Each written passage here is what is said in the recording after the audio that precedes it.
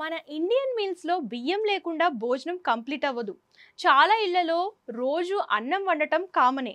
వండే ముందు బియ్యం కడగడం చాలా మంది చేసే నార్మల్ పని. కానీ బియ్యం కడగకపోతే ఏమవుతుందో ఎప్పుడైనా ఆలోచించారా? చాలా ప్యాకేజ్డ్ బియ్యం బ్రాండ్లు వండే ముందు కడగాలి అని క్లియర్గా చెప్తూ ఉంటారు. పండ్లు, కూరగాయలు, మట్టిని, బ్యాక్టీరియాను తొలగించడానికి కడిగినట్లే బియ్యాన్ని కూడా శుభ్రంగా కడగాలి. ఫ్యాక్టరీ నుంచి మార్కెట్ వరకు ట్రాన్స్పోర్ట్ అయ్యే టైంలో బియ్యంలో దుమ్ము, ఇసుక, కలుషితాలు చేరుతాయి. అందుకే బియ్యం క్లీన్గా కడగడం చాలా అవసరం. ఇప్పుడు మనం బియ్యం కడగకపోతే ఎదురయ్యే డేంజర్స్ గురించి తెలుసుకుందాం. బియ్యం శుభ్రంగా కడగకపోతే అందులో ఉండే దుమ్ము, మురికి, సూక్ష్మజీవులు బాడీకి హాని చేయవచ్చు. ఇలాంటి బియ్యాన్ని రెగ్యులర్గా తింటే జీర్ణ సంబంధిత సమస్యలు, ఎలర్జీలు లాంటి హెల్త్ ఇష్యూస్ వచ్చే ఛాన్సెస్ ఉంటాయి.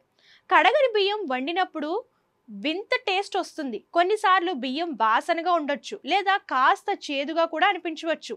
దీనివల్ల భోజనం చేసే ఎక్స్పీరియన్స్ మొత్తం స్పాయిల్ అవుతుంది. బియ్యం కడగకపోతే కుకింగ్ టైంలో అతుక్కుపోవడం లేదా మరీ మెత్తగా ఉడికిపోయే ప్రమాదం ఉంటుంది.